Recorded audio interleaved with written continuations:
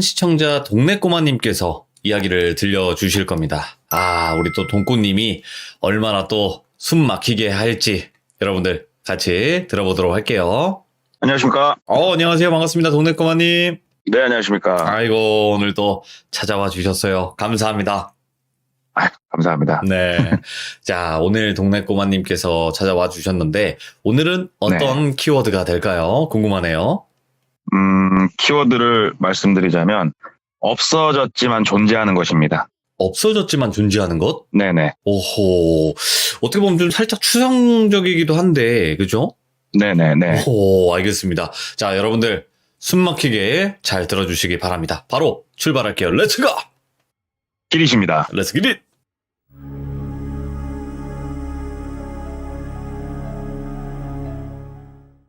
이 이야기는 그동안 제가 말씀을 드릴 때, 어떤 영업사원이 어디 지역에서 있었던 일이다 이런 거를 웬만하면 거의 말씀을 드렸는데, 이 이야기는 당사자가 그런 건 원치 않더라고요. 그래서 지역이라든가 이런 거는 말씀을 드릴 수가 없을 것 같고, 네네. 시기도 되게 뭉뚱그려서 말씀을 드리자면 좀 예전 일이에요. 근다고 30-40년 전은 아니고 그래도 좀 예전 일이니까 그걸 감안해서 들어주셨으면 좋겠어요. 알겠습니다. 그리고 약간 밑밥을 깔자면 누가 쫓아온다든가 되게 무섭다든가 이번에는 그런 일이 아니다 보니까 약간은 시시할 수 있는데 그래도 한번 말씀을 드려볼게요. 괜찮아요. 이분도 직업은 자동차를 판매를 하고 계신 분이고 지금도 판매를 하고 계신 분인데 이분이 예전에 당직을 서고 계셨어요. 당직날 당직을 서고 있는데 손님이 한 분 오시더래요. 늘 똑같은 일상이죠. 상담실 들어가서 차량에 대해서 또 말씀드리고 견적서도 뽑고. 근데 이 과정에서 저희 영업사원들이 굉장히 두뇌가 빠르게 돌아가고 있는 시간이요. 그때 왜 그러냐면 차량에 대한 설명은 어차피 하도 많이 해서 생각을 굳이 하지 않아도 입으로 술술술 나와요. 네. 가격, 설명 이런 게. 그게 중요한 게 아니고 이 사람에 대해서 빨리 캐치를 해야 돼요. 예를 들어서 축구를 좋아하는구나. 뭘 좋아하는구나. 그래서 자동차 얘기를 하다가 좋은 타이밍을 잡아서 그쪽으로 쓱 빠져서 이 사람이 갖고 있는 이 방어막을 깨트리는 게 굉장히 중요하거든요. 네. 그래서 눈으로 열심히 스캔을 하고 있는데 손목에 차져 있는 손목시계가 딱 눈에 들어오더래요. 그래서 딱 봤더니 상당히 고가의 그런 손목시계였는데 사장님 손목시계가 너무 눈이 부셔가지고 제가 이거 상담을 할 수가 없다고. 사장님 와우 이 손목시계 진짜 남자들의 로망인데 사장님 부럽다고 이거 얼마 정도 하는 시계냐고 이렇게 물어봤다는 거예요. 그랬더니 그 손님이 이거 내 형편에 이런 거를 새 걸로는 못 사고 그래도 나 이거 중고로 가져온 거를 이렇게 말씀을 주시더래요. 그래서 그 중고로도 이 정도 가격이면 조금 꺼려주실 건데요. 이렇게 얘기를 했대요. 그랬더니 그 중고 샵 모르냐고 하면서 거꾸로 되게 어이없다는 듯이 말을 하더래요. 그래서 그런 데가 있어요? 그랬더니 저기 내가 한참 전부터 다닌 데가 있는데 그 중고 물품 취급하는 데가 있는데 거기는 명품관이 따로 있다고. 중고 명품? 네, 중고 명품관이 따로 있다고 그러면서 거기 가면은 진짜 명품을 굉장히 저렴한 가격에 득템할 수 있는 곳이 있는데 그 몰랐냐고 영업하시는 분이. 그래가지고 사장님 거기 좀 알려주더라고 해서 또 이제 받아 적고 또 자동차는 상담할 거 상담해가지고 그 시계로 얘기를 풀어간 게 맞아 떨어졌는지는 모르겠지만 어찌됐건 계약까지 이어졌다고 그러더라고요. 그래서 이제 계약까지 하고 그분이 가고 이제 명품관을 한번 가봐야겠다는 이제 생각을 하고 있었대요. 왜냐면은 영업사원들이 이렇게 몸에 명품을 걸치는 경우가 좀 많아요. 이게 진짜인지 가짜인지 모르겠지만 자존감을 올리려고 하는 저하고는 좀 성향이 안 맞는데 그거는 아무튼 그래서 이분도 명품을 싫어하는 건 아니어가지고 한번 구경이라도 가봐야겠다. 네. 그래서 다음날 바로 갔대요. 알려준 데를 바로 가봤더니 시하고 그 경계면 쪽은 보통은 도심 이런 게 없고 좀 이제 논두렁 밭두렁들이 좀 많아요. 네. 지방도시 쪽은 그런 쪽에 덩그러니 건물 하나가 있는 그런 중고 샵이에요. 뭐요? 그래서 가봤더니 건물 크기는 우리가 일반적으로 주변에서 보는 원룸 정도 크기라고 그러시더라고요. 원룸 정도 크기고 2층짜리 건물이래요. 그래서 들어가 봤더니 상당히 깔끔하게 잘 해놨대요. 주차장도 잘 돼 있고 내부로 들어갔더니 인테리어도 좋고 1층에는 냉장고, 세탁기, 피아노 같은 이런 무거운 것들이 주로 전시가 되어 있고 2층으로 올라가 봤더니 뭐 테레비, 컴퓨터, 좀 가벼운 것들이 생활 잡화 이런 것들이 2층에는 전시가 되어 있더래요. 그래서 1층을 둘러보고 2층을 이렇게 둘러보는데 그 명품들이 전시가 되어 있는 곳은 안 보이더래요. 그래서 온 김에 컴퓨터 마우스가 그때 하필이면 휠이 고장이 났었는데 마우스 하나 사야겠다 해서 마우스를 하나 갖고 나오는데 새거 같더래요. 진짜 케이스까지 다 있는 새거 같은 이런 게 있어가지고 결제를 하려고 봤더니 금액도 너무너무 저렴하고 해서 야 여기는 한 번씩 올만하겠다 이 생각을 하면서 이제 물어본 거예요. 결제를 하면서 여기 명품관이 있다고 해서 왔는데 혹시 있는 거 맞아요? 물어봤더니 명품관은 운영을 하고 있는데 아무래도 고가의 물건이다 보니까 일반적으로 보시기에 이렇게 바깥에는 못 놓고 멤버십으로서 제공을 해드리고 있다고 이렇게 얘기를 하더래요. 멤버십이면은 결국은 돈을 내라는 얘기잖아요. 그래서 멤버십을 가입하려면 비용이 발생하는 거냐 물어봤더니 따로 돈을 받고 있진 않고 이제 고가의 물건이니까 고난을 할 수도 있는 거고 아니면은 한번 만져보다가 파손을 할 수도 있기 때문에 이 멤버십은 쉬운 얘기로 거기 들어가시는 분들의 신상명세를 파악을 해가지고 만에 하나 있을 불의의 사고에 대처하기 위한 방법일 뿐이다 이렇게 안내를 해주더래요. 그래서 네. 그러면 저도 멤버십 가입을 좀 하고 명품샵을 좀 들어가 보고 싶다 그랬더니 간단한 종이를 하나 주더래요. 그래서 거기에 별다른 건 쓰진 않고 이름하고 주민번호하고 연락처하고 주소 이 정도만 딱 적더래요. 딱 적고 신분증 확인하고 왜냐하면 이제 혹시라도 갖고 도망가면은 잡아야 되니까 저희가 이거 해가지고 내일 연락 드릴게요. 명품관은 예약제로 운영이 되기 때문에 따로 저희가 전화를 드릴게요. 그래가지고 이제 마우스만 하나 사가지고 집에 왔대요. 그래서 다음날 전화가 왔대요. 전화가 와서 통화를 했더니 예약을 좀 잡아드릴 건데 내일 한 2시 정도의 타임이 비는데 어떠시냐 그랬더니 여기는 시간제로 운영이 되는 거 했더니 저희가 그럼 상세하게 설명을 드릴게요. 그러면서 이곳은 2인 1조로 들어갈 수 있는 곳이래요. 그러니까는 예. 2명이 한 팀을 이루어서 들어가서 볼 수가 있고 관람 시간은 1시간 정도를 준대요. 한 팀당. 그래서 1시간 단위로 끊어져가지고 입장을 할 수가 있고 2명이 들어가는 거 컨펌은 그쪽 업체에서 따로 한대요. 그냥 예. 임의적으로 내가 막 들어갈 수가 없고 근데 생각을 해보면 백화점에 가보면 명품샵은 들어갈 수 있는 사람 숫자가 딱 정해져 있어요. 그렇죠. 직원 수만큼. 사람들이 몰린다고 해 우르르 이렇게 들어갈 수 있는 곳은 아니잖아요. 네네. 그래서 여기는 그래도 진짜 오리지널로다가 운영을 하는구나 기대가 한껏 되더라고요. 그래서 그럼 내일 2시 타임 예약 좀 부탁드린다고 그래가지고 다음날 시간 맞춰서 갔대요. 가가지고 직원 안내에 따라서 명품관은 지하 1층에서 운영이 되고 있대요. 예. 그래서 본인 말고 또 다른 사람 한 명 온 사람 해가지고 지하 1층 내려가가지고 명품관 관람을 시작을 하는데 일단은 1시간 내에 바로 구매 의사를 밝히셔야 된다. 살 거면 구매 의사를 밝히지 않고 예약해서 나중에 내가 사고 이런 건 안 된다 말을 해주더래요. 네. 그래서 가봤더니 별로 볼품이 없더래요. 인테리어랑은 되게 잘 해놨는데 자기는 그런 되게 고가의 시계를 좀 저렴하게 사고 이런 좀 생각을 가지고 갔는데 생각보다 고가의 물건은 거의 없었고 되게 자기 기준에 너무 충족하지 못하는 이런 물건들만 그것도 종류도 많지도 않았대요. 그래가지고 네. 아니 여기는 내가 얘기를 들은 거랑 좀 다른데 직원한테 물어봤대요. 제가 조금 소개를 받고 오긴 했는데 종류가 이렇게 별로 없냐고 문의를 했더니 이게 중고잖냐고 우리는 물건이 많이 수급이 될 때는 그만큼 많은 분들이 좋아하실 만한 물건이 전시가 될 거고 지금처럼 쭉 판매가 되고 수급이 없으면은 조금 없을 때도 있다 이렇게 설명을 해주는데 중고 물품의 특성상 그 말은 맞잖아요. 그래서 그러면은 혹시 내가 뭐 사고 싶은 모델이 있으면은 말씀을 드리면은 이쪽에서 물건이 들어오면 저한테 연락을 주시냐 그랬더니 이쪽 업체는 일절 그런 게 없대요. 그냥 쉬운 얘기로 순 운빨인 거예요. 운빨. 내가 좋은 때에 와서 그 물건이 있으면 사면 되는 거다고 얘기를 하더래요. 그래서 알았다 하고 집에 가서 생각을 해보니까 그 중고샵을 운영하는 사장이 정말 똑똑하다는 생각이 들었대요. 왜 그러냐면은 결국 내가 원하는 모델이 있으면 자주 그 중고샵을 가야 될 테고 자주 가다 보면은 이제 지상 1, 2층에 있는 물건도 괜히 하나씩은 구매도 할 수 있는 거고 사람이 많이 이제 왕래가 생기는 거잖아요. 예. 그래서 괜찮은 전략이다 해서 그 이후로 한 2-3번을 더 갔는데 갈 때마다 내용은 비슷했대요. 별 볼 일이 없었대요. 심지어 아침 첫 번째 타임을 좀 예약을 해서 가봤는데도 비슷하더래요. 그래서 그분이 그냥 운이 좋았던 거구나. 사실 별 볼 일 없는 곳이었구나. 그러면 그렇지 하고 이제 첫 번째 계약 넣으신 분 차량을 대금을 집행을 하고 출고를 해야 되니까 연락을 드렸는데 없는 전화번호라고 나오는 거예요.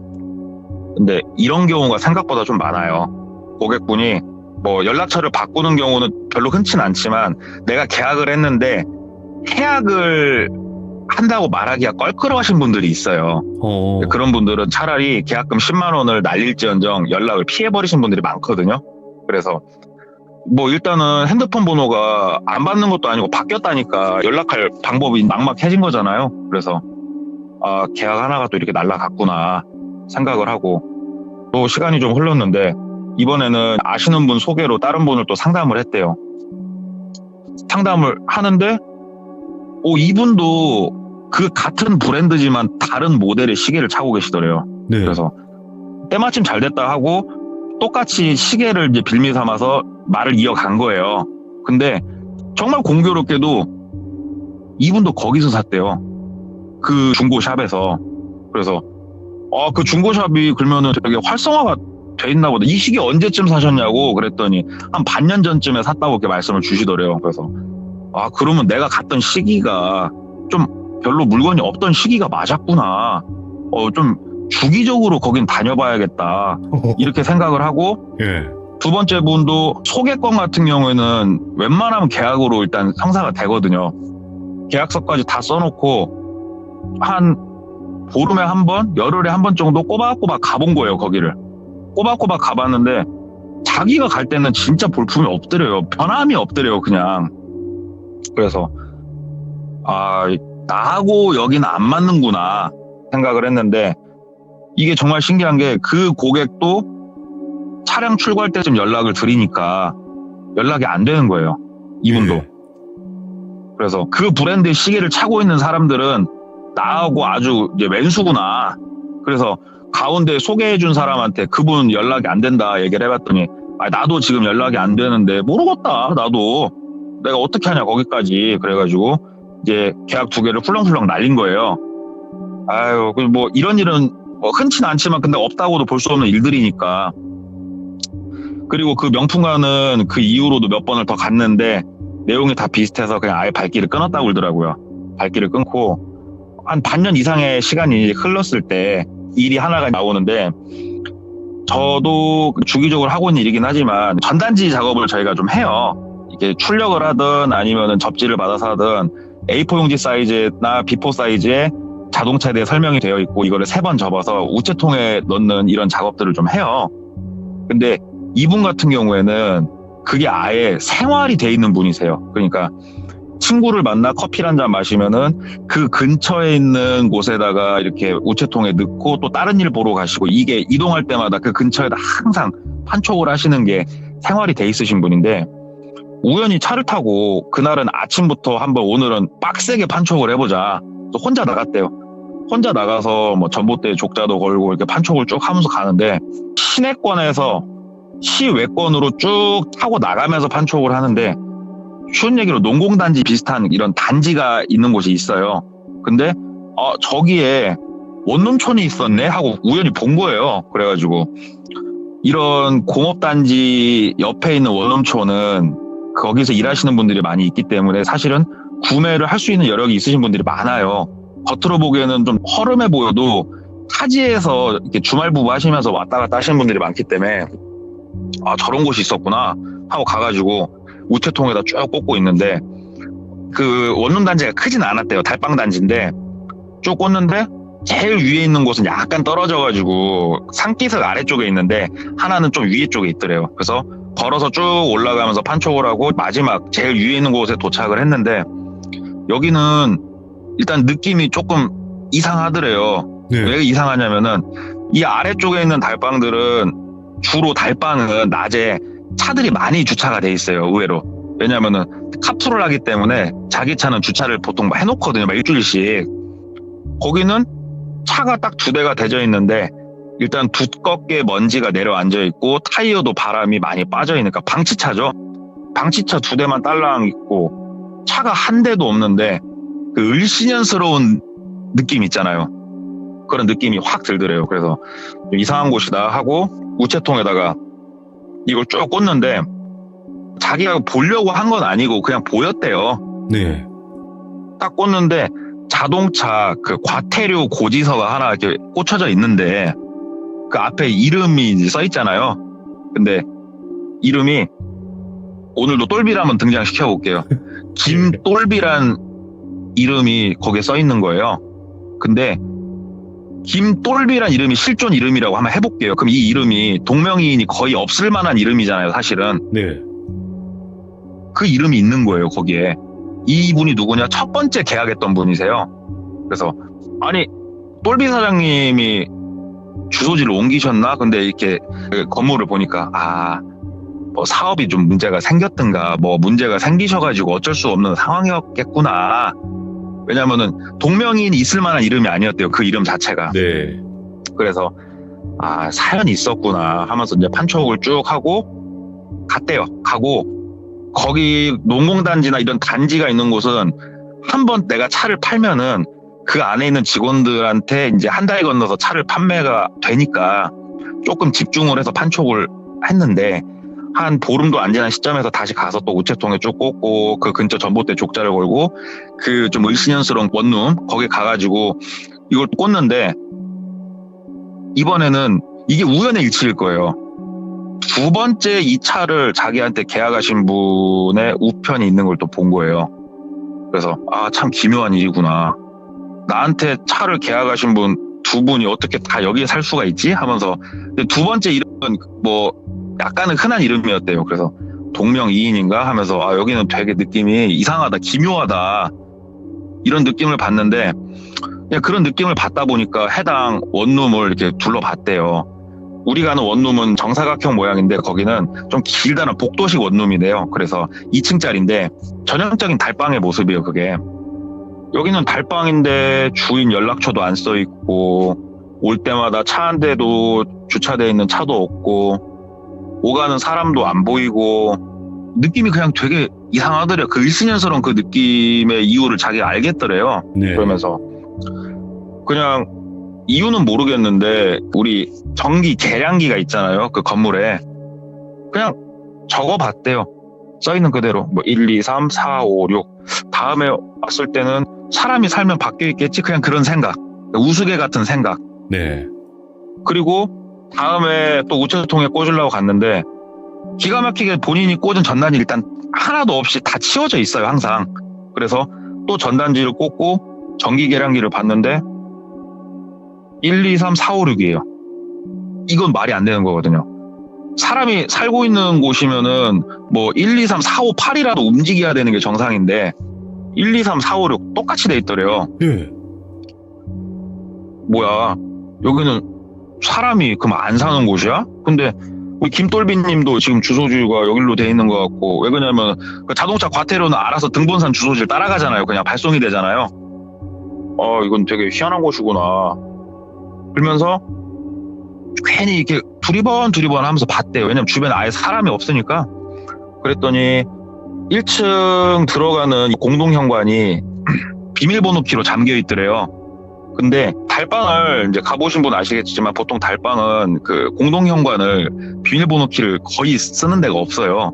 근데 여기는 비밀번호 키로 돼 있는데 이게 건전지를 넣어서 하는 방식이 아니라 예전에 기계식 비밀번호 키가 있어요. 네. 건전지 없이. 그러니까 번호만 똑딱똑딱 누르고 위에 이렇게 자물쇠를 손으로 착 돌리면 번호가 맞으면 돌아가는 방식의 기계식으로 잠겨 있고 옆으로 돌아서 창문 쪽을 이렇게 두리번두리면서 보는데 안이 보이는 데가 하나도 없더래요. 하나도 안이 보이는 데는 없고. 그래서 여기는 회사에서 운영을 하는 곳인가 궁금해가지고 궁금증이 무럭무럭 자라는 거예요, 마음속에서. 네. 그러니까 집에 가가지고 인터넷으로 등기부 등본을 띄워봤대요. 거기 명의자가 누군가. 그랬더니 등기부 등본 상에는 멀쩡한 건물이더래요. 그냥 뭐 특이할 건 없고 회사 소유는 아닌 것 같고. 참 신기하긴 한데 거기가 자꾸 머릿속에서 맴돌더래요, 그냥. 그래서 후배 하나를 데리고 그 근처 또 판촉을 하면서 후배를 데리고 또 같이 갔대요, 거기를. 예. 그래가지고 후배도 한번 보여줬대요. 네가 보기에 이 건물은 어떠냐? 그랬더니 후배가 형님 이 건물은 버려진 폐건물 아니에요? 그러더래요. 그냥. 그러니까 사람이 산다 아무 얘기도 안 하고 그냥 보여줘 본 거예요. 본인만 그렇게 생각을 하는가. 왜? 그랬더니 형님 봐봐요. 제대로 연결된 선도 하나도 없고 이게 어떻게 사람 사는 건물이에요? 그러면서 얘기를 하는데 보니까는 전선이고 뭐고 제대로 연결되어 있는 게 없더래요. 바깥에서 예. 들어오는 선들이. 그래서 되게 궁금하더래요. 그래서 야, 너 잠깐 망 좀 한번 봐봐. 그랬더니 뭐 때문에요? 그랬더니 사실은 내가 차를 판 분이 연락이 안 돼가지고 봤더니 여기로 주소지가 이전이 돼 있는데 나 되게 궁금해. 나 한 번만 좀 볼 테니까 망 좀 한번 봐봐. 왜 사람이 없으니까 되게 편했대요. 그래서 후배가 뭐 알았어요. 사람 오면은 내가 바로 전화 누를 테니까 그러면은 나오세요. 그러면서 전단지를 가져갔는데 전단지를 저희가 이렇게 대문 앞에 붙이는 거 있잖아요. 문마다 붙이는 거. 네. 만약에 걸리면은 그 작업을 하고 있는 것처럼 보이게 하려고 그냥 전단지도 좀 가지고 들어가려고 하는데 일단 공동현관이 막혀 있잖아요. 근데 이분이 왜 그 생각을 했냐면은 공동현관을 봤을 때 비밀번호 키가 조금 손때가 묻어있는 번호가 몇 개 딱 보이더래요. 그래서 조합을 한번 해보고 싶었대요. 그래서 똑딱똑딱 눌러가면서 조회를 해보는데 이게 네 자리도 이걸 맞추기가 생각보다 힘들어요. 그럼요. 5자리인지도 모르고. 예. 한참을 똑딱똑딱 눌러보는데 똑똑똑똑 하고 위에를 착 돌리는데 착 하고 돌아가더래요. 그래서 우리 그 모험심을 가진 이런 쾌감 있잖아요. 괜히 막 두근거리고 예. 착 열고 공동현관 문을 끽 하고 열었는데 거기가 복도식이라고 말씀을 드렸잖아요. 왼쪽 오른쪽에 들어가는 방 문들이 짝짝짝짝 있는 복도식인데 문을 열고 보니까 암실이더래요. 암실. 빛이 단 하나도 새어 들어오지 않는 암실이더래요. 어두운 암실. 와, 그러니까 공동현관 문이 닫혀 있으면 그 안은 빛이 단 하나도 안 들어오는 그런 예. 상태더래요. 그래서 와, 이렇게 생긴 데가 다 있어. 사람 사는 데가 하면서 핸드폰 후라시를 켜고 안으로 들어가는데 동작 센서라도 있어서 불이 켜질 줄 알았는데 불이 켜지는 게 하나도 없더래요. 예. 그래서 일단 공동현관 문은 열어놓은 상태에서 안으로 쓱 들어가면서 이렇게 좌우를 보는데 버려진 건물이구나. 사람이 안 사는 건물이구나. 바로 알 수 있겠더래요. 예. 왜 그러냐면 이 바닥이나 이 양쪽에 있는 문 손잡이에 먼지가 내려앉아 있더래요. 이미.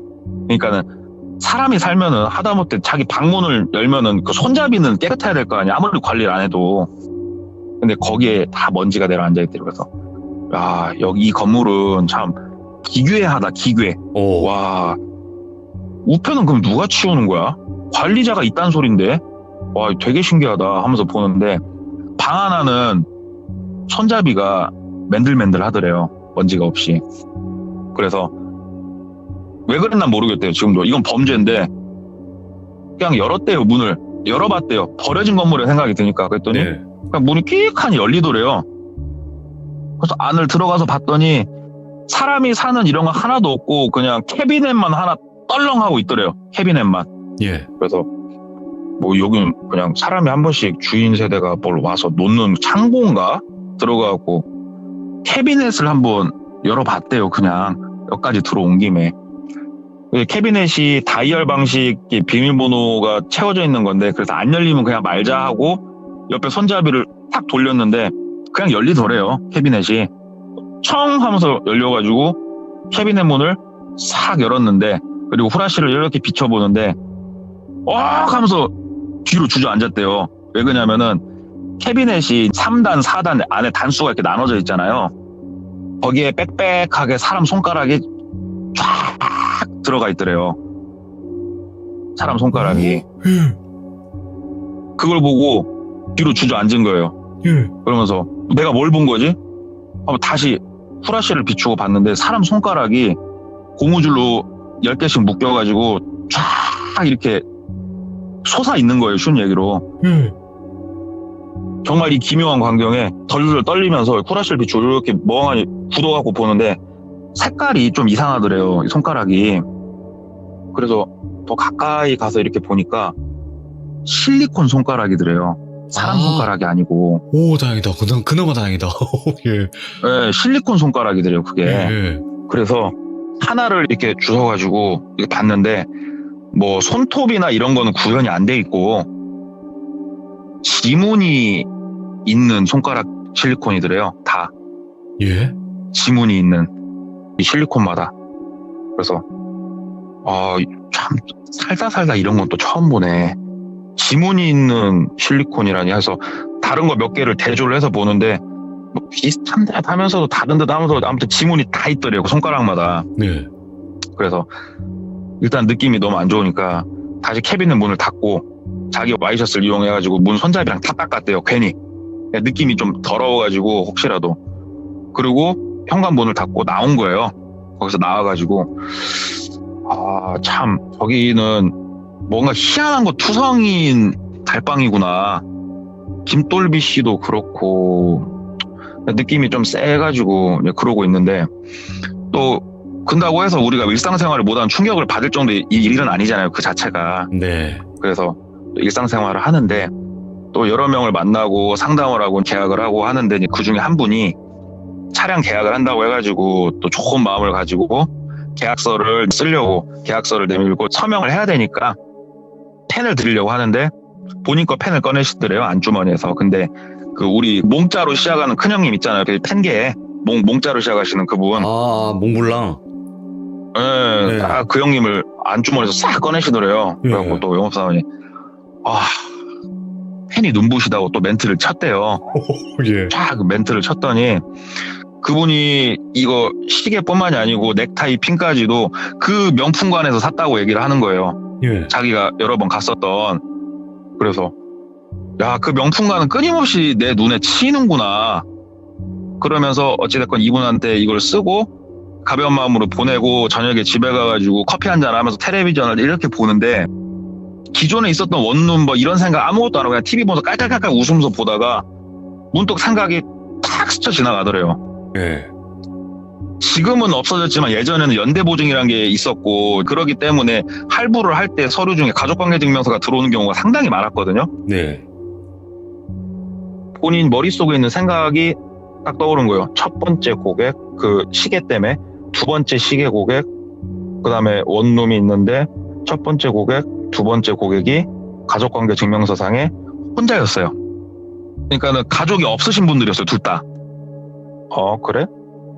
그러면 오늘 계약하신 분, 이거 확인 한번 궁금하다 해가지고 그 늦은 시간에 사무실을 다시 가서 그 서류를 다시 들춰봤대요. 그랬더니 자기 기억이 맞더래요. 첫 번째 분도 혼자, 두 번째 분도 혼자. 그러면서 괜히 드는 생각이 있으니까 다음날 사장님 그 할부를 지금 진행시킬 건 아닌데 그래도 그때 가가지고 서류 급하게 떼면 뭐하니까 오늘 미리 좀 서류를 떼놓으려고 한다고 말씀을 드려가지고 좀 빠르게 서류들을 받았대요. 가족관계증명서도 좀 달라고 해가지고 받았는데 그분도 혼자시더래요. 근데 여기서 이 사람이 뭐가 딱 머릿속에 스쳐 지나간 거냐면 사장님 그 몽블랑 펜이랑 넥타이 핀이랑 그 중고 거기 명품샵에서 사셨잖아요. 그런다고 거기 혹시 시스템이 어떻게 돼요? 하고 모르는 척 그냥 물어봤대요. 네. 그랬더니 그 멤버십으로 운영이 되고 똑같이 얘기를 해주더래요. 저도 그 건물은 알 것 같은데 그 1층이 있고 2층이 있잖아요. 몇 층에 명품관이 있어요? 그랬더니 지하에 있죠. 그거 가는 길이 어떻게 돼요? 그래서 설명을 쭉 해주면서 내려가는 길까지 설명을 해주는데 본인이 들어간 입구랑 다른 입구로 들어가시는 거예요. 이분은. 오? 되게 특이한 케이스가 발생을 하는 거예요. 그러니까 쉬운 얘기로 나는 왼쪽 문으로 항상 명품관을 들어갔는데 이분은 오른쪽 문으로 들어가는 거예요. 명품관을. 그러니까 느낌이 되게 좀 안 좋더래요. 그래가지고 혹시요 선생님 밤 10시가 됐고 새벽 4시가 돼도 좋으니까 그 명품관을 혹시 또 다음에 가실 때 저한테 할부 잘 부탁드려요라고 문자 하나만 좀 보내주시라고. 그리고 그 명품관에서 쇼핑하시고 나오면서 저한테 전화 한 통만 좀 주시라고. 이거 잊지 말고 꼭 약속 좀 해주라고. 그러면 내가 썬팅 진짜 좋은 걸로 해드린다고 얘기를 했다는 거예요. 예. 그랬더니 고객이 얼떨떨하뇨. 알았어. 그럴 거 아니에요. 그리고 시간이 이제 한 3주 흘렀나? 새벽 1시에 납득이 안 되는 시간이죠. 새벽 1시에 할부 잘 부탁드리라는 문자가 오더래요. 새벽 1시에 명품관에 간다고? 그래서 기다렸대요. 잠을 안 자고. 네. 기다렸는데 동이 텄는데도 전화가 안 오더래요. 그래서 전화를 했대요. 아침 8시에. 전화기가 꺼져 있더래요. 점심시간에 전화를 해봤대요. 전화기가 꺼져 있더래요. 그리고 이분은 더 이상 연락이 안 되더래요. 예. 이거 예산 일이 아니다. 이거는 보통 일은 아닌 것 같다. 이거는 뭔가가 있다. 경찰에 제보를 해야겠다. 근데 경찰에 뭐라고 제보를 하지? 그냥 내 고객들이 없어졌다고 찾아달라고 제보를 해야 되나? 이 생각을 하면서 시간이 일주일 넘게 흐른 거예요. 바로 하려다가 보니까는 좀 모양새가 이상해가지고 네. 그러다가 그 어려서부터 같이 지내온 2살 위에 형님이 한 분 계시는데 이 형님은 그쪽 지역에서 단란주점을 몇 개 운영하시고 어려서부터 건달 생활을 한 2살 위에 형님이 계신데요. 지금도 건달 그쪽 세계에서 그래도 원로 중에 한 명이 되신 분인데 나이상으로 네. 사람들 만나다가 우연히 만난 김에 물어봤대요. 그냥 형님 내가 이런저런 일이 있어가지고 이런 일이 발생했는데 이걸 내가 경찰에 신고를 해줘야 되는 거예요? 어째야 되는 거예요? 물어봤대요. 그랬더니 그 건달 형님이 야 네가 그걸 왜 신경 써? 그냥 조용히 사는 게 좋은 거야. 네가 그거 신고해가지고 뭐 어쩔 건데? 네가 정의의 사도냐? 하면서 그냥 흘려 넘기더래요. 예. 듣고 나와가지고 아 그런가 보다 하고 있다가 경찰한테 딴 건 아니고 혹시 첫 번째, 두 번째 고객 같은 경우에는 주소지가 어딘지 살아 계신지 이런 거는 혹시 내가 이 사건 설명을 하면서 한번 알아봐 달라고 부탁은 할 수 있지 않을까. 그래서 그래 그럼 내가 한번 이거는 내가 내일 물어봐야겠다. 경찰 쪽 이 얘기를 좀 하고 그러면 나도 바보 될 일은 없을 것 같고 그래서 생각을 하고 다음날 출근을 해가지고 이제 오전 업무를 살짝 보고 있는데 그 건달을 하시던 2살 위에 형님이 전화가 오신 거예요. 네. 전화가 와가지고 야 근데 어제 네가 나한테 그 물어본 거 있잖아. 갑자기 넌 왜 그게 그렇게 궁금해? 그러더래요. 예. 그래서 아니 형님 내 고객들이 갑자기 그런 일이 벌어지고 이분도 내가 혹시나 해가지고 이렇게 상황을 만들어 봤는데 일이 그렇게 흘러가니까 내 입장에선 형님 이거 이상하잖아요. 그랬더니 그게 아니고 내 말 그냥 좀 웃기겠지만 좀 들어봐. 그래서 얘기를 해주더래요. 그냥 그쪽 업계에서도 되게 괴담같이 흘러나오는 얘기들이 있대요. 괴담으로. 건달들은 쉬운 얘기로 건달의 세계가 있고 그 건달 세계도 우리가 어둠의 세계라고 표현을 하지만 그쪽 아예 결이 다른 어둠의 세계가 또 있대요. 아예 결이 다른. 네. 그쪽에 대한 그런 괴담인데 본인이 생각했을 때 그 괴담에 비추어 보면은 이렇게 해석이 된대요. 신상명세서를 받지 않냐. 나쁜 일을 하려고 마음 먹으면 신상명세서를 받으면 이 사람 주민번호하고 이름을 우리가 거기다가 기입을 하지 않냐. 그러면 이 사람 가족관계증명서나 신상명세서를 떼보려면 얼마든지 떼볼 수가 있어요. 사실은. 네. 지금도 쉬운 얘기로 우리가 어디 나쁜 데다 의뢰를 하면 그런 게 가능한 세상에 살고 있잖아요. 현재 우리도. 근데 그땐 오죽했겠어요. 그렇죠. 그래서 혼자이신 분들이면은 오른쪽 방으로 아닌 분들은 왼쪽 방으로 그 명품관을 예. 운영을 하는 거예요. 그래서 혼자이신 분들은 관리를 하면서 저 사람이 없어져도 크게 찾는 사람이 없을 수도 있겠다. 예. 그러니까 쉬운 얘기로 내 친구 예를 들어서 돈꼬가 있어요. 근데 어느 날 갑자기 돈꼬가 연락이 안 돼요. 그냥. 예. 근다고 내가 막 실종 신고하고 돈꼬 찾으러 들바닥 돌아다니지는 않잖아요. 우리 친구 없어졌다고. 예. 그런 사람이 있으면은 데려다가 잘못되게 만들어요. 잘못되게 만드는데 그분이 해주신 말씀이 그거래요. 잘못되게 만들어서 이분을 세상에서 없애는 게 아니고 사람은 없어지고 이름만 남아있는 상태를 만드는 거예요. 예. 명의는 살아있어요. 명의는 살아서 이 사람 이름으로 과태료나 뭐가 나오면은 그것도 관리를 다 하고 이 사람 이름으로 중고차도 사고 그래서 범행에 이용을 하든 어디 이용을 하든 할 수 있는 거잖아요. 예. 그리고 이 명의를 이용을 해서 절대 잡혀서는 안 될 나쁜 짓이 있으면은 활용을 하고 이 얘기를 해주는데 그 네가 말한 실리콘 손가락들 있지 그러더라고요. 예, 그랬더니 그게 있어야 서류 같은 거 떼기가 편하거든 얘기를 해주더래요. 예. 이게 아구가 진짜 잘 맞아 떨어지더래요. 그쪽 괴담하고. 예. 그러면서 이거는 어디까지나 우리 쪽에서 있는 괴담이야. 그냥 괴담 정도 생각하면 되는데 우리가 그냥 밑바닥이면 거기는 심연이거든. 우리랑 아예 어두운 정도가 다른 곳이야.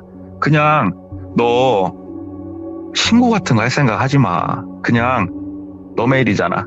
넘어가. 이런 거 괜히 쑤시지 마. 하고 경고를 해주더래요. 그러니까 그 형님이 어려서부터 아는 동생이고 하니까 본인도 듣고 보니까는 재밌어가지고 술자리에서 누구한테 물어보면서 생각이 나서 얘기를 해줬나 모르겠는데, 그러니까는 왜 이야기를 그냥 스쳐 지나갈 수가 없었냐면은 제가 이제 들은 바로는 그 괴담에 대해서 얘기를 할 때는 그래도 가벼운 목소리를 얘기를 하다가 목소리 톤이 완전히 바뀌면서 얘기를 했대요. 네. 이거는 괴담인데 동생 더 이상 들쑤시지 마. 아무것도 하지 마. 내 말 잘 알겠어? 내 말 들어. 그러니까 앞에 얘기는 장난처럼 얘기하고 딱 뒤에 목소리를 착 깔면서 분명하게 경고를 해주더래요. 그래서 영업사원들 그 정도 눈치밥은 있으니까 더 이상 안 쑤셔야겠다 하고 그 일을 덮었대요.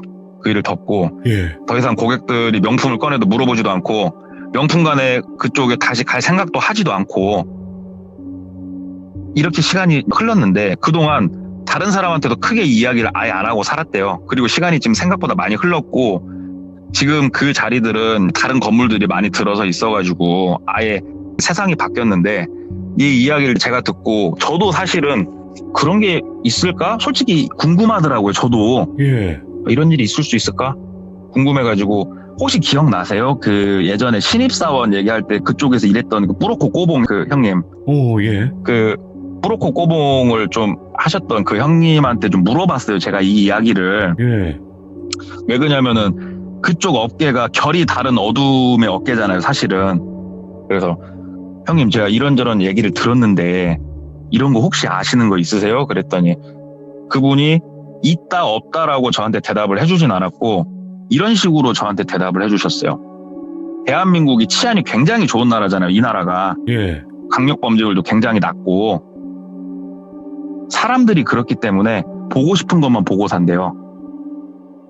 자기가 그쪽 업계에 있으면서 자기 눈에는 네가 지금 살고 있는 옆집에서 진짜 사람을 해야 하는 사건이 현재도 일어나고 있을 수도 있고 나쁜 약을 거기서 제조하고 있을 수도 있는 나라에 지금 우린 살고 있는데 다들 너무 치안이 좋고 행복한 나라에 살고 있다고 다들 착각하고 살고 있다고. 그리고 대한민국은 전 세계에서 진짜 손에 꼽을 정도로 평균 학력이 높은 나라래요. 예.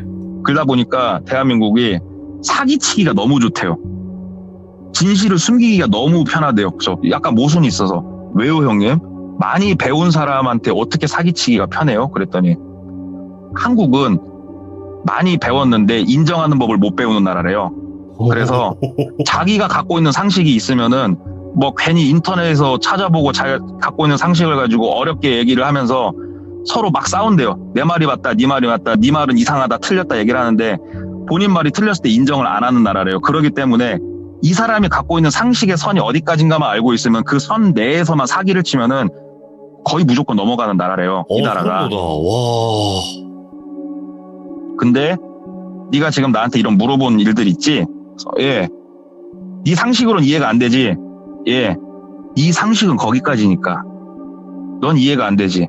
그런 일은 없을 거라고 생각을 하지. 네 상식 내에서만 현실이고 진실이라고 생각을 하니까. 팩폭이다, 팩폭. 아니야. 진짜.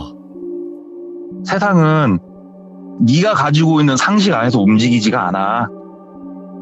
내가 해줄 수 있는 대답은 그거야 라고 저한테 말을 해주시더라고요. 뿌로코 꼬봉을 하셨던 형님이.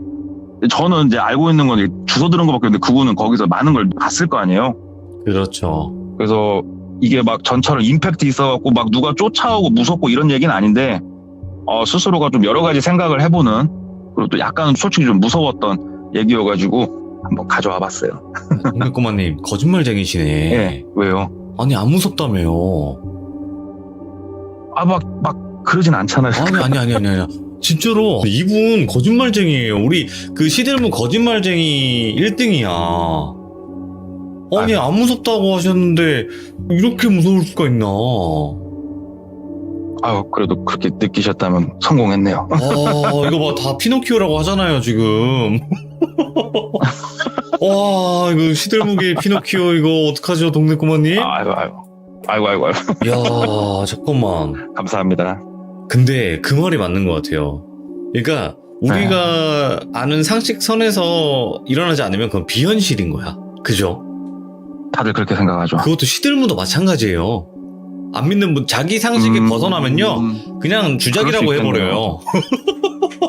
그럴 수도 있겠네. 확실히 그럴 수도 있겠네요. 저는 맨날 그런 걸 봐오니까 이게 사람마다 딱 그 한계점인 상식이 있어요. 근데 그 네, 상식이 맞아요. 벗어나거나 내가 틀렸다는 걸 인정할 수가 없는 거죠. 그렇죠. 참 진짜 현실이네요. 이게 이제 현실 공포 중에 진짜 또 현실이에요. 진짜 너무 감사드리고 세상에는 예. 우리가 아는 것보다 모르는 게 더 많다는 거. 네, 그게 또 예. 무서울 수 있다는 걸 알려주셔서 감사드립니다. 고맙습니다. 동키오. 감사합니다. 돈코키오 누구야? 아이고 돈코키오래요. 이제 또 별명 자꾸 생기셨네. 이상한 것 좀 만들지 마요. 돈코키오 그냥 코가 늘어나는. 네, 감사합니다. 고맙습니다. 감사합니다. 네. 이번 이야기 돈코키오님께서 이야기를 들려주셨습니다. 처음에 안 무섭다, 이번 거는 좀 시시할 거다라고 말씀을 해주셨지만 여러분들 지금 하는 말 그냥 괴담으로만 들어요. 이렇게 얘기를 하고 얘기를 해주시는 거지만 이런 건 생전 처음 들어보네요. 여러분들 어느 괴담 어느 유튜브에서도 들어본 적이 없었을 겁니다. 아마도 이런 경우도 있다는 거 여러분들 알고 계시면 될 것 같습니다. 항시 조심하시기 바랍니다. 감사합니다. 고맙습니다. 이번 이야기는 시청자 방구님께서 방구님께서 이야기를 들려주실 건데 오늘 해주실 이야기는 한 집에 관련된 이야기가 될 것 같습니다. 집에서 귀신 나오면 여러분들 정말 무서운 이야기가 되죠. 어떤 이야기일지 바로 한번 들어보도록 하겠습니다. 네, 여보세요? 방구님 컴퓨터로 하시는구나. 네, 맞아요. 컴퓨터로 하시는 이유가 따로 있으세요? 제가 방금 롤 중이었어가지고. 그래요? 혹시 핸드폰으로 받으실 수 있으세요? 네네네. 네. 핸드폰으로 받을게요. 알겠습니다. 감사합니다. 네. 롤은 못 참겠죠. 네. 뭐 승급전인가 뭐 하셨나? 여보세요? 네, 여보세요? 네, 반갑습니다. 네. 우리 방구님, 롤 또 하고 계셨는데 이겼나요? 탈주했습니다. 하던 중간이었구나. 네네네. 아이고야, 죄송합니다.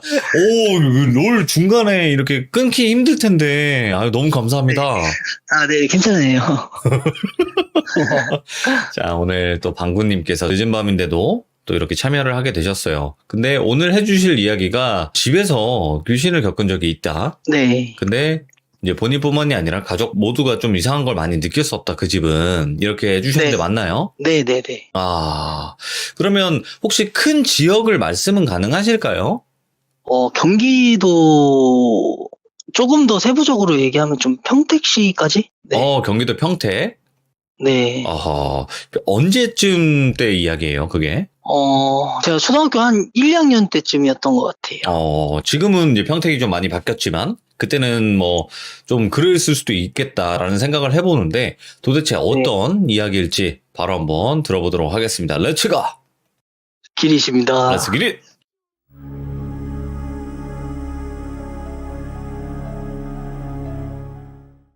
정확히는 잘 기억은 안 나는데 그때는 제가 초등학교 1, 2학년 때쯤이라고 말씀드릴게요. 일단 저희 어머니랑 아버지가 그때 이혼을 하셨었고요. 그때 저희 어머니가 모아두신 돈이 별로 없으셨는데 네. 월세방을 하나 구하러 좀 알아보셨어요.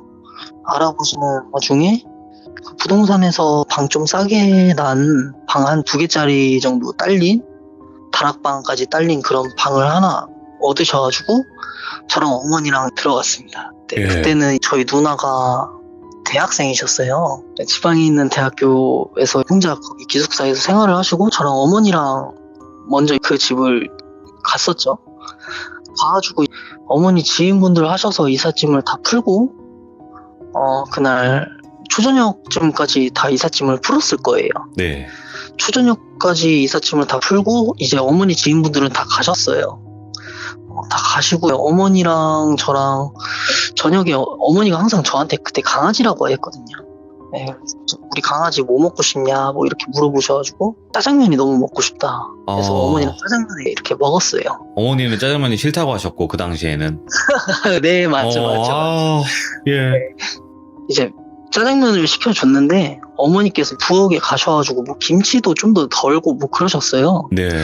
네, 반찬거리를 조금 더 덜어가지고 거실에서 먹는데 부엌 바로 위에가 다락방이에요. 부엌 바로 위에가 다락방인데 어머니가 다락방에서 통통 튀는 소리가 들린다고 저한테 말씀을 하시더라고요. 그래가지고 너 다락방 올라가서 뭐 장난치고 있었어? 엄마 반찬 꺼낼 때? 이렇게 말씀하시더라고요. 예. 다락방은 자물쇠가 3개가 걸려 있었거든요. 그때 당시에 집주인도 거기 다락방 들어가지 말라 했어요. 다락방 들어가지 말라고 한 이유를 솔직히 저희 가족들은 그때 다 모르고 있었거든요. 근데 어머니께서 부엌에서 통통 튀는 소리가 들린다고 하시는 거예요.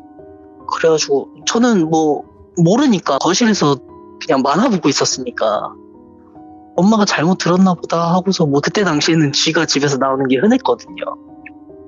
쥐가 나왔을 수도 있고 뭐 그러니까 그래 그냥 밥 먹어 방구야 이래가지고 그냥 밥을 먹었어요.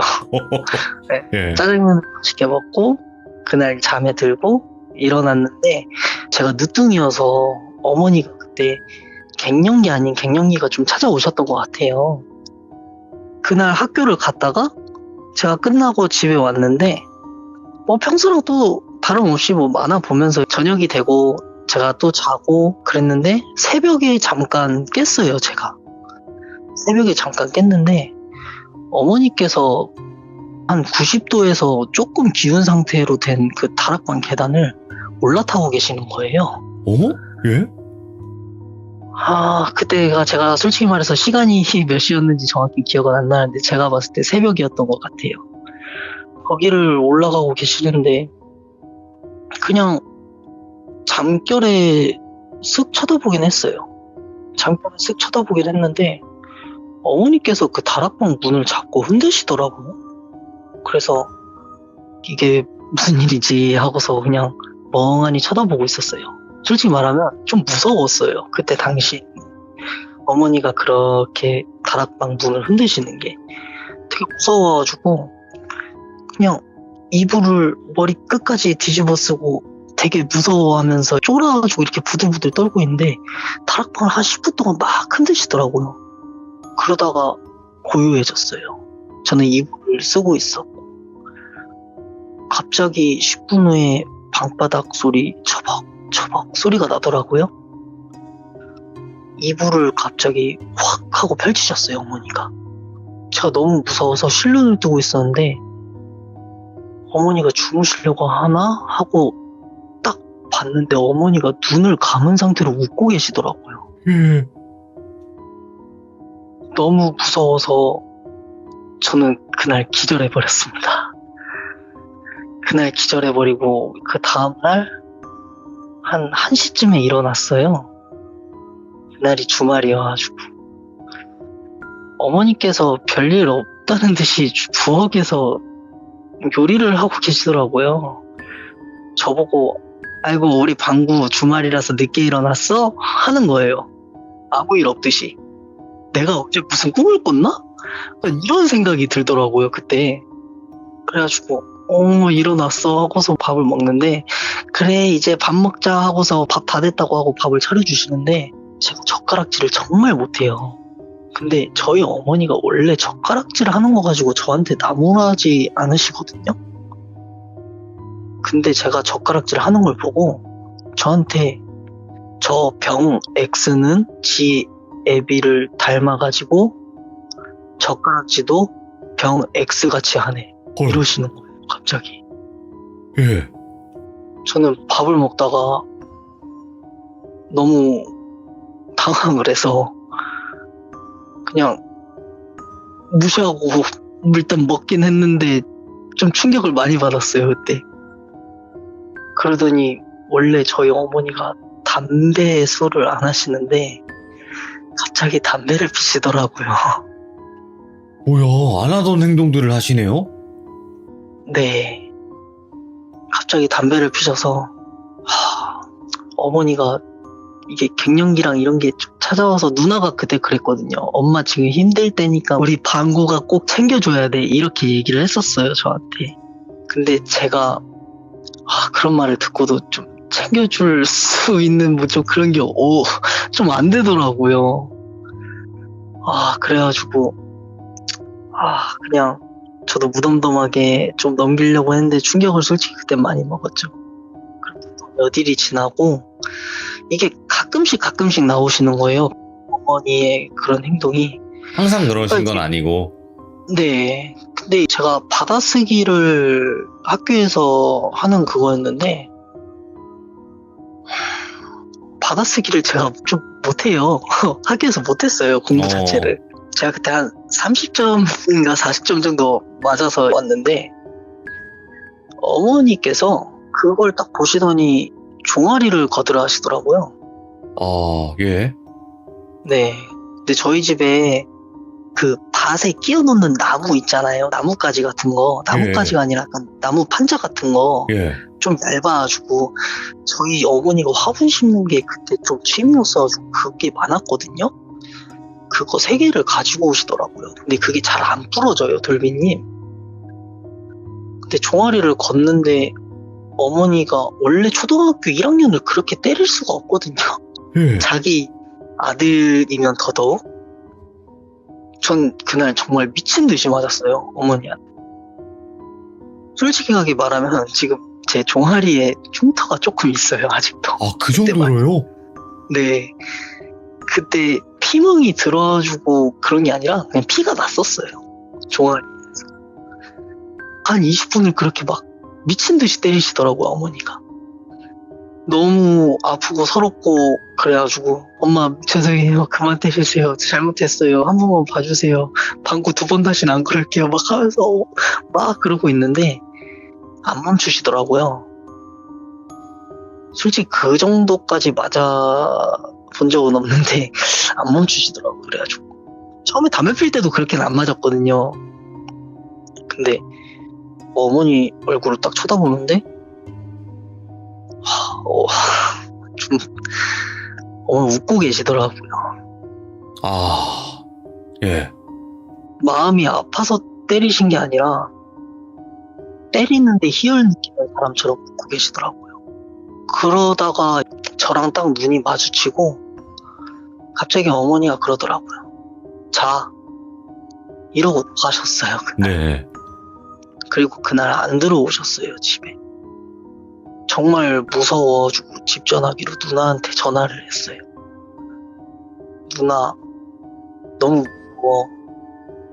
엄마가 좀 이상한데 나 오늘 너무 많이 맞았다, 엄마한테. 근데 저희 집안 형편이 좀 어려우니까 누나도 저를 좀 엄마 노릇하면서 그렇게 했거든요. 그래서 그래, 방구야, 그러면 기다려라, 누나 내일 갈게 하고서 누나가 내일 간다고 하고 바로 오셨어요, 집에. 예. 네, 바로 오셔가지고 엄마를 딱 봤는데 엄마가 방구를 이렇게 때렸냐 물어봤는데 때렸다, 솔직하게 말씀하시더라고요. 예. 너무 성적이 안 나와서 때렸다. 근데 나 그렇게 심하게는 안 때렸어. 근데 제가 누나한테 보여줬거든요. 상처를. 네, 너무 아파가지고 그때는 솔직히 말해서 오히려 누나가 엄마를 좀 혼내줬으면 좋겠다, 약간 이렇게까지 마음이 들었어요. 너무 아프고 서러워서. 근데 누나가 딱 제 상처 보고 보통 일이 아닌 걸 느꼈을 거 아니에요? 감지하지. 예. 네, 그래서 어머니한테 방구 종아리 상처 봤는데 다 알고 있다, 솔직하게 얘기하라 하니까 어머니께서 그런 일 없고 너 학교 가서 네 할 거나 똑바로 해라, 너 집안에 신경 쓸 지금 그게 아니다 하면서 막 그렇게 말씀을 하고 둘이 막 말을 하더니 보낸 거예요. 누나를 보냈어요, 그날. 그날 보내니까 저는 너무 무서운 거예요. 또 네. 엄마랑 단둘이 있어야 되잖아요. 그렇게 누나 여름 방학 때 동안 정말 많은 일들이 있었어요. 한 3가지 일이 있었어요. 어떤 일이었냐면 저희 어머니가 술, 담배 안 하신다 하셨잖아요. 근데 술을 먹고서 막 취하셨는데 갑자기 저를 멍하니 쳐다보시더라고요. 멍하니 쳐다보면서 너 없었으면 네 아빠랑 행복하게 살았을 텐데 이러시는 거예요, 저한테. 예? 제가 듣기로는 저희 아버지가 저를 낳는 걸 반대하셨대요. 이유가 있나요? 저도 이유는 잘 모르겠어요, 솔직히 말해서. 근데 어머니가 아버지한테 맞으면서까지도 저를 낳으려고 유산을 안 하고 있었대요. 예. 근데 어머니가 저한테 그러더라고요. 너 없었으면 네 아빠랑 행복하게 살았을 텐데. 멍하니 쳐다보면서 그러더라고요. 근데 저는 솔직히 말해서 제가 어렸어도 그런 얘기 들으면 기분이 안 좋잖아요. 그래가지고 초등학교 때 딱 그런 얘기 들으니까 좀 기분이 안 좋더라고요. 그냥 그날은 뭐 기분 안 좋고 뭐 그러고 뭐 술 취해가지고 주무시더라고요. 또 그런 일도 있었고, 하루는 또 부엌에 보일러가 안 들어와요. 그래서 부엌은 항상 추웠어요. 근데 부엌이 약간 좀 지하로 돼 있는 그런 데였거든요. 하루는 부엌 정수기 쪽에 저를 묶어두시더라고요. 그날 저를 묶어놨었어요. 예. 저녁에 아무 이유 없이 그냥 묶어놓으셨어요. 아, 그냥 묶어만 나온 거예요? 네, 그 정수기에 저를 묶어놨었어요. 뭐야, 예? 묶어놨는데 그때가 좀 엽기적인 게 저녁이었거든요. 예? 잘 시간인데 저를 그쪽에 묶어놓고 주무시더라고요. 갑자기. 저는 막 발버둥 치고 엄마 살려주세요, 하지 말아주세요, 저 풀어주세요 했는데 못 들으시더라고요, 그것도. 그러고 다음날 아침에 또 아무 일 없다는 듯이 저를 풀어주셨어요. 그러면서 어머니가 기억을 못 하시더라고요, 자기가 묶은 거를. 근데 저는 얘기했거든요. 엄마가 어찌 저 묶었다고. 그러니까 저녁만 되면 그렇게 좀 말이 안 되는 현상들이 많았었어요. 이거는 너무 일반적이지가 않은데? 예. 그래가지고 조금 솔직히 말하면 집에 초등학교 1학년인데 안 들어가고 친구네 집에서 잤던 적이 더 많았던 것 같아요. 그럴 수밖에 없죠. 무서우니까. 네, 정말 너무 무서웠어요. 정말 너무 무서운데 저희 어머니가 그러고 나서부터 집안 형편이 안 좋으니까 저녁에 나가서 일을 하시기 시작하셨어요.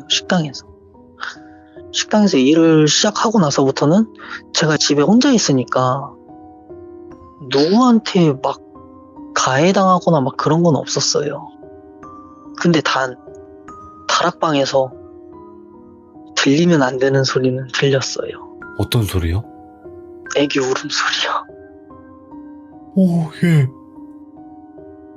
애기 울음소리가 미친 듯이 들렸어요. 근데 어머니하고 누나한테 얘기해도 절대 안 믿으셨어요. 왜냐면 애가 하는 얘기라서. 아이고. 그럼 솔직히 말해서 지금 생각해도 제가 아직도 그 근처에 살아요. 진짜요? 그 집 근처에? 네. 출근길에 그쪽을 심지어 지나서 가요. 볼 때마다 소름 돋아요. 아침마다.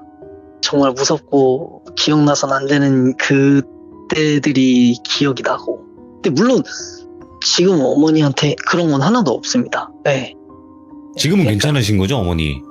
네. 근데 제가 시청자분들한테 저희 어머니가 너무 쓰레기가 되는 것 같으니까 좀 과몰입을 안 네. 해주셨으면 좋겠습니다. 네, 일단은 네. 그게 어떻게 왜 그렇게 되는지를 설명해 주시면 돼요. 네, 이제 그 설명할 얘기가 바로 나오게 되는데, 이게 어떻게 되냐면 저희 누나가 방학이어서 내려오게 돼요. 여름방학에서 내려오게 되는데, 저희 누나랑 저랑 집에 있잖아요. 근데 저희 누나도 증상이 비슷해지더라고요. 저한테 처음에 욕을 했어요. 이거는 뭐 그냥 간단하게만 얘기해 드릴게요. 삐처리 해드릴 테니까 하세요. 제가 TV 만화를 보고 있는데 저 X는 누굴 닮아가지고 저 X 하고 있나. 그래, 만화 보고 있는데. 네, 그런 식으로 욕을 하셨어요. 예. 욕을 하면서 저는 또 거기서 충격을 먹었죠. 그러면서 엄마랑 단둘이 있었을 때 그때가 기억이 나는 거예요. 또 시작되겠구나. 누나랑 이렇게 일주일 후에, 엄마는 항상 야간에 나가셔서 일을 하시고요. 일주일 후에 누나랑 이제 이렇게 집에서 자고 있는데, 제가 솔직히 말해서 엄마한테 얘기 안 했었어요. 누나는 그게 그렇게 많이 안 나왔거든요. 엄마처럼 그런 행동. 간혹 나오고. 네, 크게는 안 나왔어요. 저를 막 때리거나 그런 건 전혀 안 나왔어요. 근데 일주일 후에 누나가 고등학교 동창들 있잖아요. 고등학교 동창들이랑 오랜만에 만나서 술을 먹는다 하고 나갔어요. 네. 나가가지고 술에 취해서 집에 들어왔는데, 저희 누나가 좀 통통한 체형이거든요. 다들 술 드시면 집에 와서 밥 한 끼 더 드시는 분들 있으실지 모르겠네요. 저희 누나 약간 좀 그런 스타일이에요. 그래요? 예. 술 취하면 무조건 들어와서 밥 한 끼 더 먹는. 저희 어머니가 그 사골을 끓여놓고 나가는데, 원래 국그릇에 밥만 말아서 먹는 정도였어요. 예. 근데 그 국통에다가 밥을 막 집어넣더라고요. 정말 막 몇십일 굶은 사람 마냥. 이거 예. 그냥 제 얘기 듣지도 않아요. 누나 뭐 하냐고. 안 들어요. 막 먹는 거예요, 그거를. 막 퍼먹으면서 너무 당황스러우니까 그냥 멍하니 쳐다보고 있었죠. 그럼 저는 솔직히 말해서 속으로 저거 다 먹으면 죽을까 아니면 살 수 있을까, 그냥 진짜 궁금하기도 하고 좀 그런 생각을 하기도 했어요, 솔직히 말해서. 예. 뭐 무서운 것도 무서운 건데 막 먹고 있는데 말이 안 나오더라고요. 계속 먹고 있으니까 제가 누나 말리려고 누나 왜 그래? 이랬는데 저를 막 쳐다보더니 웃는 거예요. 예. 왜 계속 웃는 거지? 솔직히 웃는 것도 좀 이해가 안 가는데 왜 계속 웃을까? 이 생각도 들었는데, 그 상태로 그 국통에 있는 그거를 던지고 다락방 계단으로 기어 올라가더라고요. 똑같은 행동이다, 어머니랑. 근데 저희 누나는 좀 달랐어요. 예.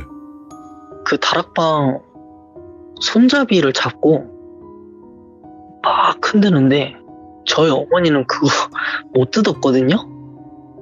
제가 봤을 때 성인 정도면 뜯을 수는 있어요, 솔직히 말해서.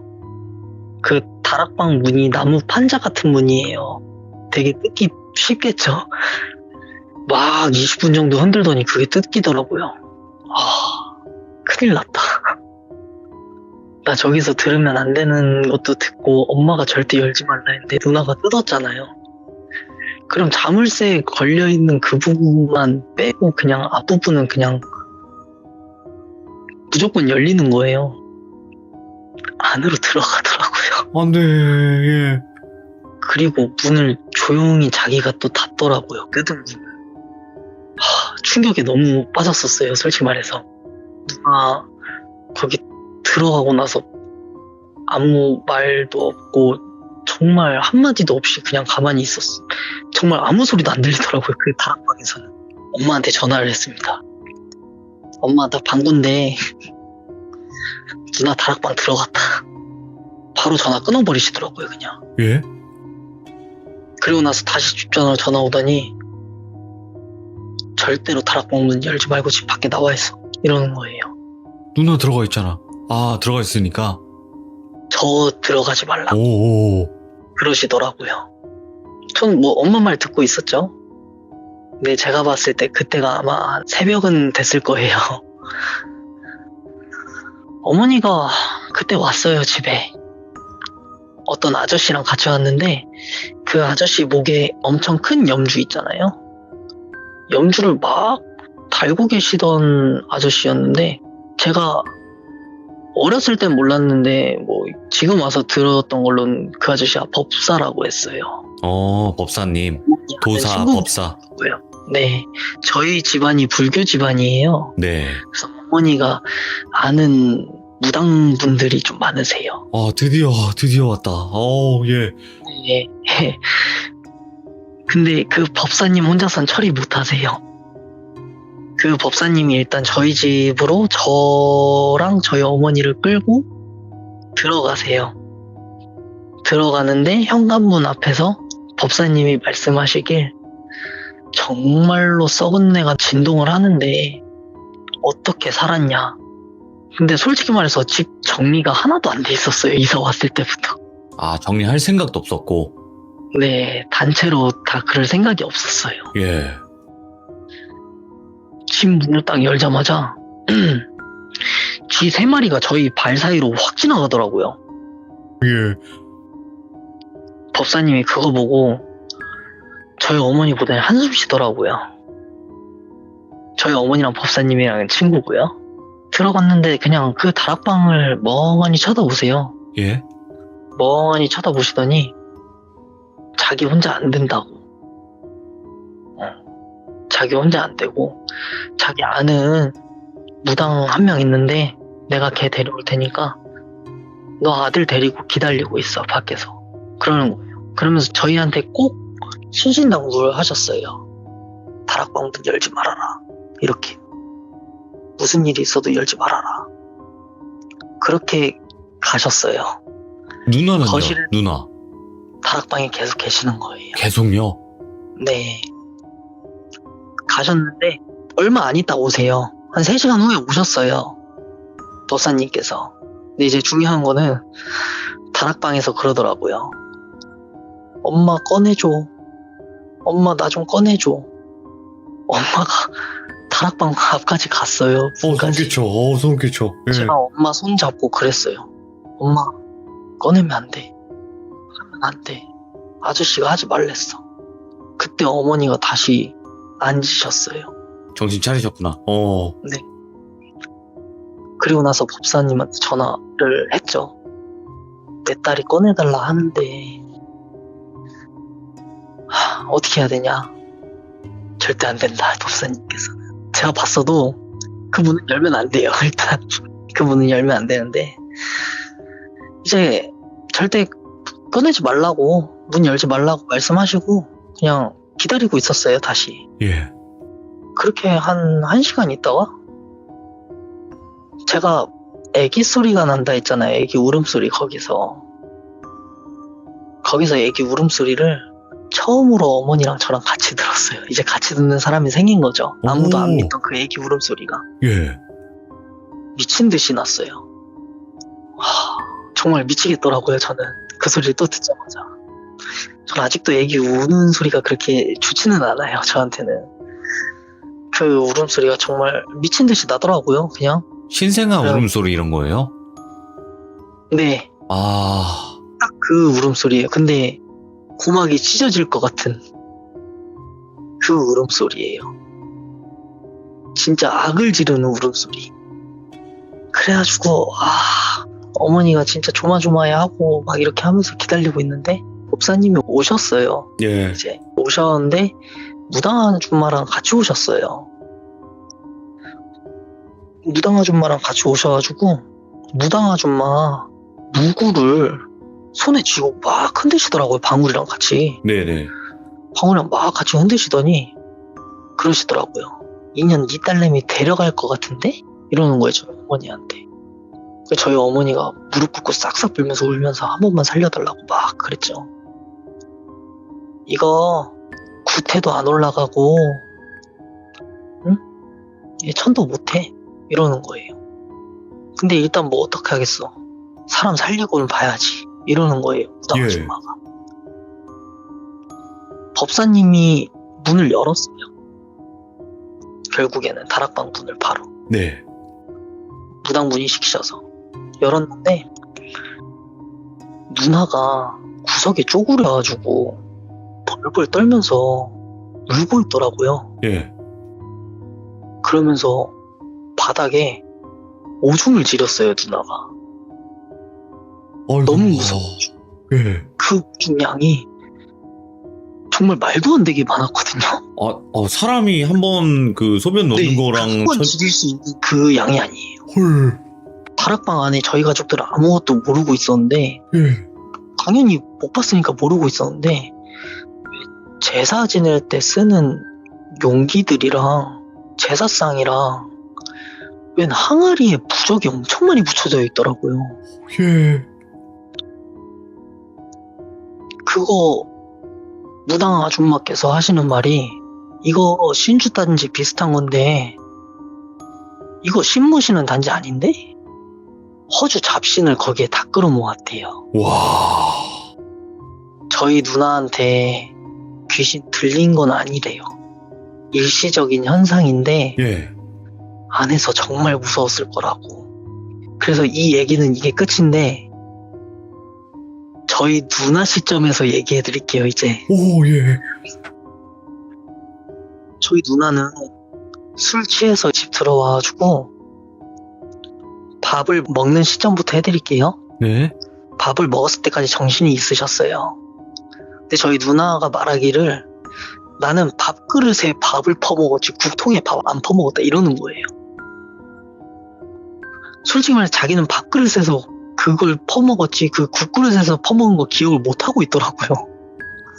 그러니까 제가 봤을 때 그때부터 홀렸다고 봐야죠. 네, 그때부터 홀린 것 같아요. 그때 후로 기억이 안 나는데, 갑자기 애기 울음소리랑 방울소리에 깼는데 애기가 막 기어다니고 있대요, 거기를. 그래서 너무 캄캄하잖아요. 예. 근데 애기인 걸 자기가 알겠대래요. 왜냐하면 형상이 약간 담배 연기 타듯이 그런 형상 있잖아요. 네. 그런 형상으로 방바닥을 막 돌아다니고 있었대요. 다락방 바닥을. 빠르게 돌았겠네. 네, 막 돌아다니면서 울고 있는데 너무 무서우니까 엄마 나 좀 꺼내줘 이렇게 한 거 누나가 맞대요. 누나가 맞는데 법사님이 열지 말라고 했잖아요. 그 이유는 이제 법사님한테 들은 건데, 그 문 열면 저희 다 들어간대요, 글로. 아. 저희 다 부르고 있었대요. 근데 제가 기가 세서 제가 엄마 잡고 있었던 거래요. 그래서 저 일부러 안 데려간 거래요. 원래 애랑 엄마랑 두면 애는 데려갈 수 있잖아요, 위험하니까. 근데 제가 기가 세니까 저 안 데려갔대요. 만약에 기가 약했으면 저를 그냥 데려갔을 거래요, 무당집으로. 무당집에서 기다리게 했을 거래요, 저를. 네, 그런 일이었습니다. 그래서 결국에는 해결이 된 건가요? 어떻게 된 건가요? 네. 그 다음은? 그 단지를 무당분이랑 법사님께서 회수를 하셨고요. 예. 그 후로는 그 집에서 그런 일이 일어나질 않았습니다. 물론 중요한 건 그 일이 일어나고 나서 일주일 후에 바로 이사를 가긴 했어요. 너무 무서워서. 바로 도망가셨구나. 왜냐면 어머니가 1년 동안 모아두신 돈이 있어가지고, 예. 네, 그 돈 합쳐서 월세로 다른 데로 이사를 갔죠. 아니, 그럼 잠깐만. 그 집주인한테 그거를 물어보시진 않았나요? 어머니나 누나분께서? 뭐냐고, 이제 그 다락방에 있던 거. 저희가 가정형편이 어렵다 했었잖아요. 그 집이 싼 이유가 있었어요. 엄청 싼 이유가. 네. 그 돈으로 절대 못 들어갔다고 했거든요. 절대 들어갈 수 있는 집이 아니었어요. 방 2개, 다락방에 막 마당까지 있는 집인데 그 돈을 주고 갈 수 없었던 이유가, 저희 들어가기 한 달 전에 사람이 죽었었대요, 거기서. 아, 예. 근데 정확히 다락방에서 죽은 게 아니라 다락방 아래 부엌에서 죽었대요. 사고 매물이었구나. 네, 사고 매물이었는데 저희가 길바닥에서 떠돌 수 없으니까 들어간 거죠. 그쵸. 저희 전에 그 죽으신 분 전에는 제가 듣기론 거기 무당집이었었다고 들었어요. 무당집으로 그냥 네, 됐다가 무당인 분이 죽으신 거예요? 아니요. 무당인 분은 집을 빼셨는데 예. 집을 빼시고 그 다음에 들어가신 분이 죽으신 거고요. 아, 무당이셨던 분은 허주를 모시고 있는 분이었는데, 그러니까 귀신을 좀 받들고 있는 사람이었는데, 거기 집에 놓고 갔다고 들었어요. 예. 목사님이랑 무당분 하시는 말씀으로는 분명히 이 귀신 버리고 올 거라고. 자기가 감당하기 힘드니까. 근데 그런 게 저는 뭐 믿음은 가긴 하지만 지금 생각해서 조금 좀 기분이 찜찜하네요. 근데 그 집을 지금도 보시면서 출퇴근을 하신다고 하니까. 아, 정말 하나도 안 바뀌었더라고요, 그 집은. 아니, 잠깐만. 제가 잘 몰라서 그러는 걸 수도 있는데요. 경기도 네. 평택에 이제 아파트가 되게 많이 들어서잖아요. 네네네. 들어서기도 했고, 근데 네. 그 지역이 아니라 옛날 구단지 뭐 이런 데인가요? 외곽이라고 하죠? 아, 외곽 지역입니다. 그쪽이. 와, 나 그때 방구님 이야기 들으면서, 와, 숨이 막혀가지고, 네, 외곽 쪽이었어요. 와, 이거 집 얘기인데 이렇게 무서울 줄 몰랐네. 이 정도일 줄은. 네, 좀. 많이 힘드셨겠네요, 그 당시에는. 그때는 정말, 네. 네. 그러면 그렇게 해서 이사를 가고 나서는 누님분과 그리고 어머님이 절대 이상한 현상이라든지 뭐 나쁘게 대한다든지 이런 일은 전혀 없어지고요. 네. 지금은 하나도 없으세요. 이래서 집이 얼마나 중요한 건데요. 그죠? 저희 어머니는 솔직히 말해서 그때 자기 행동, 그리고 저희 누나가 저한테 했던 행동 다 기억 못 하세요, 아직도.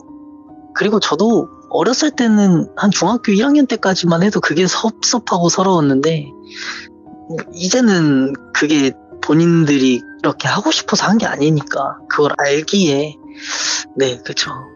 야, 네. 진짜 닉네임은 우스꽝스럽게 지어주셨지만 그래도 이야기가 너무 진짜 소름 끼쳤어요. 와, 나 아까 막 숨 막혀가지고 이야기 듣는데 방구 나올 뻔했어요, 진짜로.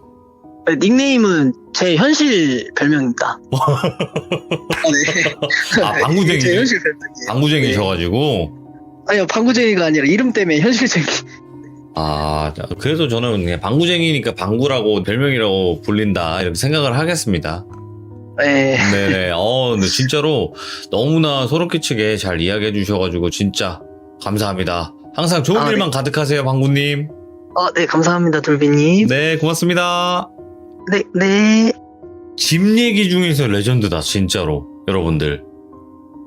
이거, 그 다락방에 도대체 뭐가 있었을까? 그 누나 시점에서의 이야기도 들어보고 싶었는데, 역시나 이제 그것도 나오고, 결말이 어떻게 됐는지도 다 이야기를 해주셔가지고, 정말 듣는 내내 소름 끼치게, 어떻게 보면 이제 가족분들이 확 변화가 있었던 거진 빙의가 아니었나 싶은 이야기였는데, 그 영화 중에 변신이라는 영화가 있습니다. 그 가족분들이 막 획획 변해가지고 막 이런 이상 행동하는 거를 적나라하게 보여주는 영화인데, 그것도 생각이 나면서 또 랑종도 생각나면서 사바도 생각나면서 와, 여러 가지가 막 그 집에 응축되어 있는 그런 또 느낌을 받았던 이야기가 아니었나 싶습니다. 레전드 이야기 잘 들었습니다.